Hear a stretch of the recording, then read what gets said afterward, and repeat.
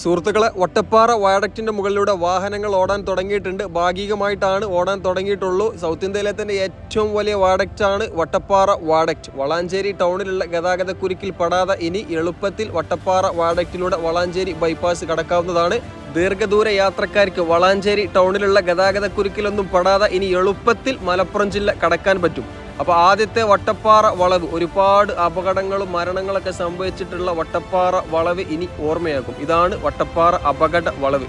ഇന്ത്യയിൽ തന്നെ ദേശീയപാതകളിൽ വെച്ച് ഏറ്റവും കൂടുതൽ അപകട മരണങ്ങൾ സംഭവിച്ചിട്ടുള്ള ഒരു വളവാണ് വട്ടപ്പാറ വളവ് കേട്ടോ. വളാഞ്ചേരി ബൈപ്പാസിലെ പണികൾ ഏകദേശം കഴിഞ്ഞിട്ടുണ്ട്. വെറും 150 മീറ്ററിൽ മാത്രമാണ് ഇനി പണി നടക്കാനുള്ളൂ. അപ്പം മനോഹരത നിറഞ്ഞ പച്ച പരവതാനി വിരിച്ച നെൽപ്പാടത്തിന് നടുവിലൂടെ സർവീസ് റോഡ് ഇല്ലാതെയാണ് പുതിയ 6 വരി വളാഞ്ചേരി ബൈപ്പാസിലൂടെ കടന്നു പോകുന്നത്. ഒരുപാട് ബുദ്ധിമുട്ടുകൾ നിറഞ്ഞിട്ടുള്ള ഈ ഒരു ഭാഗത്ത് റെക്കോർഡ് വേഗത്തിലാണ് KNR കമ്പനി പണികൾ ചെയ്തിട്ടുള്ളത്. തികച്ചും അഭിനന്ദനം അർഹിക്കുന്ന ഒരു നിർമ്മാണമാണ് KNR ഇവിടെ നടത്തിയിട്ടുള്ളത്. ഏതായാലും സംഭവം സെറ്റ്.